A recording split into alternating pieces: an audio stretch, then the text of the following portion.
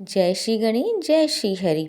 1 मार्च दिन शुक्रवार, फागुन मास चल रहा है और इस संबंध में हम लोग रोज़ कथाओं को श्रवण कर रहे हैं।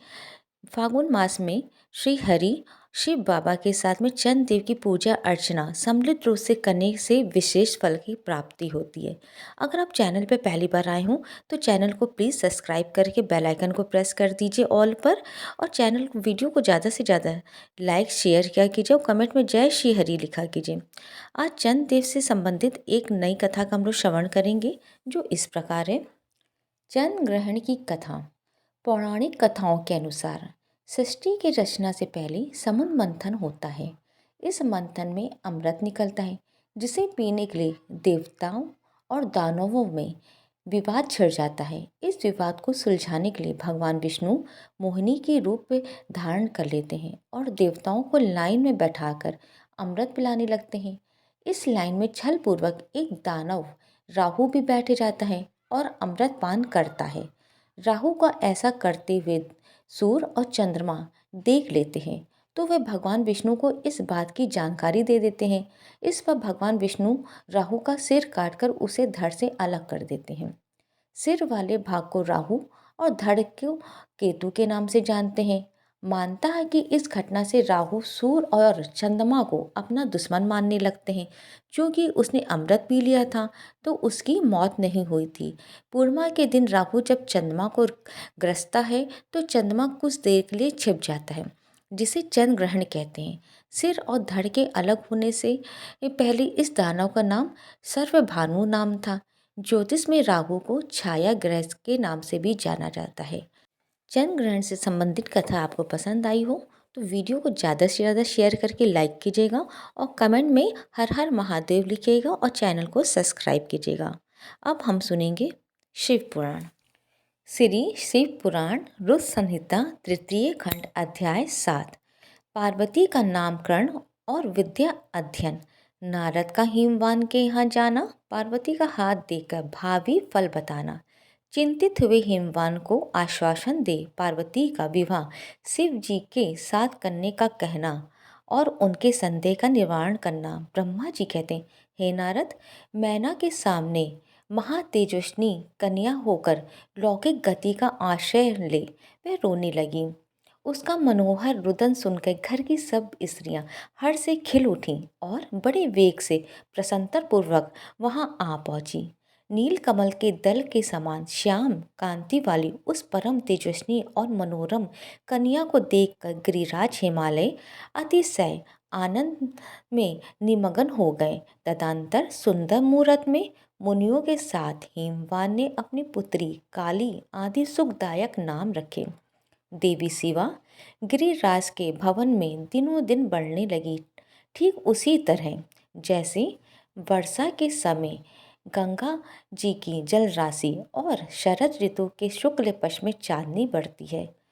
सुशीलता आदि गुणों से संयुक्त तथा बंधुजनों की प्यारी उस कन्या को कुटुंब के लोग अपने कुल के अनुरूप पार्वती नाम से पुकारने लगे।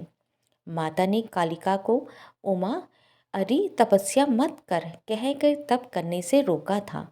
मुनि इसलिए वे सुंदर मुख वाली गिरिराज नंदिनी आगे चलकर लोक में उमा के नाम से विख्यात हो गई। नारद तदंतर जब विद्या के उपदेश का समय आया तब शिवा देवी अपने चित्त को एकाग्र करके बड़ी प्रसन्नता के साथ श्रेष्ठ गुरु से विद्या पढ़ने लगी। पूर्व जन्म की सारी विद्याएं उन्हें उसी तरह प्राप्त हो गईं जैसे शरद काल में हंसों की बात अपने आप स्वर्ग के तट पर पहुंच जाती है और रात्रि अपना प्रकाश स्वतः महाऔषधियों को प्राप्त हो जाता है। हे मुनि, इस प्रकार मैंने शिवा की किसी एक लीला का ही वर्णन किया है। अब अन्य लीलाओं का वर्णन करूँगा, सुनो। एक समय की बात है, तुम भगवान शिव की प्रेरणा से प्रसन्नतापूर्वक हिमाचल के घर गए। मुनि, तुम शिव तत्व के ज्ञाता और उनकी लीला की जानकारों में श्रेष्ठ हो। नारद, गिरिराज हिमालय ने तुम्हें घर पर आया देख प्रणाम करके तुम्हारी पूजा की और अपनी पुत्री को बुलाकर उससे तुम्हारे चरणों में प्रणाम करवाया। मुनीश्वर फिर स्वयं ही तुम्हें नमस्कार करके हिमाचल ने अपने सौभाग्य की सराहना की और अत्यंत मस्तक झुका हाथ जोड़कर तुमसे कहा। हिमालय बोले, हे मुने नारद, हे ब्रह्मा पुत्रों में श्रेष्ठ ज्ञानवान प्रभु, आप सर्वत्र और कृपा पूर्वक दूसरे के उपकार में लगे रहते हैं। मेरी पुत्री की जन्म कुंडली में जो गुण दोष हो उसे बताइए। मेरी बेटी किसकी सौभाग्यवती प्रिय पत्नी होगी? ब्रह्मा जी कहते हैं, मुनि श्रेष्ठ, तुम बातचीत में कुशल और कौतुकी के तो हो ही। गिरिराज हिमालय के ऐसा कहने पर तुमने कालिका का हाथ देखा और उसके संपूर्ण अंगों पर विशेष रूप से दृष्टिपात करके हिमालय से इस प्रकार कहना आरंभ किया। नारद बोले, शैलराज और मैना, आपकी ये पुत्री चंद्रमा की आदि कला के समान बड़ी है। समस्त शुभ लक्षण इसके अंगों की शोभा बढ़ाते हैं। ये अपने पति के लिए अत्यंत सुखदायिनी होगी और माता पिता की कीर्ति बढ़ाएगी। संसार की समस्त नारियों में ये परम साध्वी और सज्जनों को सदा महान आनंद देने वाली होगी। गिरिराज, तुम्हारी पुत्री के हाथ में सब उत्तम लक्षण ही विद्यमान है। केवल एक रेखा विलक्षण है, उसका यथार्थ फल सुनो। इससे ऐसा पति प्राप्त होगा जो योगी, नन धड़न रहने वाला, निगुण और निष्काम होगा। उसके ना माँ होगी और ना बाप। उसे मान सम्मान का कोई भी ख्याल नहीं रहेगा और वह सदा अमंगल वेश धारण करेगा। ब्रह्मा जी कहते हैं, नारद, तुम्हारी इस बात को सुनकर और सत्य मानकर मैना तथा हिमाचल दोनों पति पत्नी बहुत दुखित हुए। परंतु जगदम्बा शिवा तुम्हारे ऐसे वचन को सुनकर लक्षणों द्वारा उस भावी पति को शिव मानकर मन ही मन हर्ष से खिल उठी। नारद जी की बात कभी झूठ नहीं होती है, नहीं हो सकती है। ये सोचकर शिवा भगवान शिव के युगल चरणों में संपूर्ण हृदय से अत्यंत स्नेह करने लगी। नारद उस समय मन ही मन दुखी हो हेमवान ने तुमसे कहा, मुने, उस रेखा को फल सुनकर मुझे बहुत दुख हो रहा है। मैं अपनी पुत्री को उससे बचाने के लिए क्या उपाय करूं? मुने, तुम महान कौतुक करने वाले और वार्तालाप विशारद से है। हेमवान की बात सुन के अपने मंगलकारी वचनों द्वारा उनका हर्ष बढ़ाते हुए तुमने इस प्रकार कहा। नारद बोले, गिरिराज, तुम स्नेहपूर्वक सुनो, मेरी बात सच्ची है, वह झूठ नहीं होगी। हाथ की रेखा ब्रह्मा जी की लिपि है, निश्चय ही वह मिथ्या नहीं हो सकती है। अतः शैलवर इस कन्या को वैसा ही पति मिलेगा, इसमें संशय नहीं है। परंतु इस रेखा के फल से बचने के लिए एक उपाय भी है, उसे प्रेम पूर्वक सुनो। उसे करने से तुम्हें सुख मिलेगा। मैंने जैसे वर का निरूपण किया है वैसे ही भगवान शंकर हैं। वे सर्वसमर्थ हैं और लीला के लिए अनेक रूप धारण करते रहते हैं। ओम नमः शिवाय। उनमें समस्त कुल लक्षण सद्गुरु के समान हो जाएंगे। समर्थ पुरुषों में कोई दोष भी हो तो वह उसे दुख नहीं देता है, असमर्थ के लिए वह दुखदायक होता है। इस विषय में सूर्य, अग्नि, गंगा दृष्टांत सामने रखना चाहिए। इसलिए तुम विवेक पूर्वक अपनी कन्या शिवा को भगवान शिव के हाथ में सौंप दो। भगवान शिव सबके ईश्वर से निर्विकार, समर्थशाली और अविनाशी हैं। वे जल्दी ही प्रसन्न हो जाते हैं, अतः शिवा को ग्रहण कर लेंगे, इसमें संशय नहीं है। विशेषता वे तपस्या से भस्म हो जाते हैं। यदि शिवा तप करे तो सब काम ठीक हो जाएगा। सर्वेश्वर शिव सर्व प्रकार से समर्थ हैं। वे इंद्र के वृक्ष का भी नाश कर सकते हैं।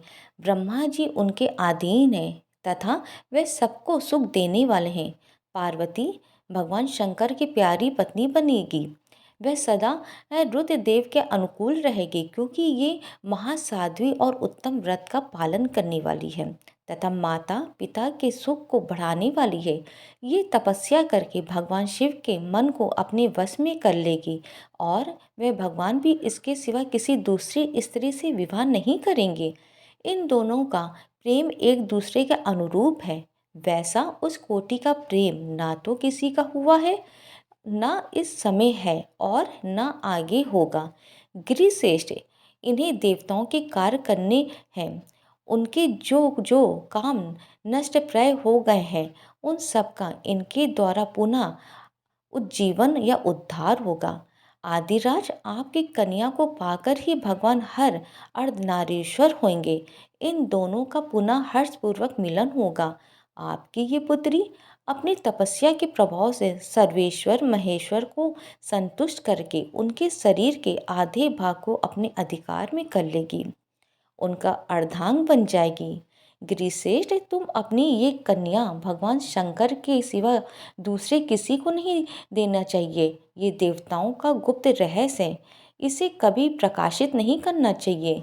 हिमालय ने कहा, ज्ञानी मुने नारद, मैं आपको एक बात बता रहा हूँ, उसे प्रेम पूर्वक सुनिए और आनंद का अनुभव कीजिए। सुना जाता है महादेव जी सब प्रकार को आसक्तियों का त्याग करके अपने मन को संयम में रखते हुए नित्य तपस्या करते हैं। देवताओं की भी दृष्टि में नहीं आते हैं। देवेश्वर, ध्यान मार्ग में स्थित हुए वे भगवान शंभु पर ब्रह्म में लगाए हुए अपने मन को कैसे हटाएंगे? ध्यान छोड़कर विवाह करने को कैसे उद्यत होंगे? इस विषय में मुझे महान संदेह है। दीपक की लौ के समान प्रकाशमान अविनाशी प्रकृति से परे निर्विकार निर्गुण सद्गुण और निर्वेश और निरी जो पर ब्रह्म है, वही उनका अपना सदाशिव नामक स्वरूप है। अतः वे उसी का सर्वत साक्षात्कार करते हैं। किसी ब्रह्मा अनष्ट वस्तु पर दृष्टि नहीं डालते हैं। मुने, यहाँ आए हुए किन्नरों के मुख से उनके विषय में नित्य ऐसी बात सुनी जाती है। क्या वे बात मिथ्या है? विशेषतः ये बात भी सुनने में आती है कि भगवान हर ने पूर्व काल में सती के समक्ष एक प्रतिज्ञा की थी। उन्होंने कहा था, दक्ष कुमारी प्यारी सती, मैं तुम्हारे सिवा दूसरी किसी स्त्री का अपनी पत्नी बनाने के लिए न वरण करूँगा और न ग्रहण। ये मैं तुमसे सच कहता हूँ। इस प्रकार सती के साथ उन्होंने पहले ही प्रतिज्ञा कर ली। अब सती के मर जाने पर वह दूसरी किसी स्त्री को कैसे ग्रहण करेंगे? ये सुनकर तुम नारद ने कहा, महामते गिरिराज, इस विषय में तुम्हें चिंता नहीं करनी चाहिए। तुम्हारी ये पुत्री काली ही पूर्व काल में दक्ष कन्या सती हुई थी। उस समय इसी का सदा सर्वमंगलदायी सती नाम था। वह सती दक्ष कन्या होकर रुद्र की प्यारी बनी हुई थी। उन्होंने पिता के यज्ञ में अनादर पाकर तथा भगवान शंकर का भी अपमान हुआ देख क्रोधपूर्वक अपने शरीर को त्याग दिया था। वही सती फिर तुम्हारे घर में उत्पन्न हुई है। तुम्हारी पुत्री साक्षात जगदम्बा शिवा है। ये पार्वती भगवान हर की पली होगी, इसमें संशय नहीं है। नारद, ये सब बातें तुमने हिमवान को विस्तार पूर्वक बताई। पार्वती का वह पूर्ण रूप और चरित्र प्रीति को बढ़ाने वाला है। काली के उस संपूर्ण पूर्व वृतांत को तुम्हारे मुख से सुनकर हिमवान अपनी पत्नी और पुत्र के साथ तत्काल संदेह रहित हो गए। इसी तरह तुम्हारे मुख से अपनी उस पूर्व कथा को सुनकर काली ने लज्जा के मारे मस्तक झुका लिया और उसके मुख पर मंद मुस्कान की प्रभा फैल गई। गिरिराज, हिमालय पार्वती के उच्च चरित्र को सुनकर उसके माथे पर हाथ फेरने लगे और मस्तक मूंद कर उसे अपने आसन के पास बैठा ही लिया। नारद, इसके पश्चात तुम उसी क्षण प्रसन्नतापूर्वक स्वर्ग लोक को चले गए और गिरिराज हिमवान भी मन ही मन आनंद से युक्त हो गए, अपने सर्व संपत्तिशाली मनोहर भवन में प्रविष्ट हो गए। ओम नमः शिवाय। आज का अध्याय पाठ यहीं पे विराम करते हैं। अगर आपको शिव पुराण की कथा पसंद आई हो तो वीडियो को ज़्यादा से ज़्यादा शेयर करके लाइक कीजिएगा और कमेंट में हर हर महादेव करके चैनल को सब्सक्राइब करके बेल आइकन को अवश्य प्रेस कीजिएगा। हर हर महादेव।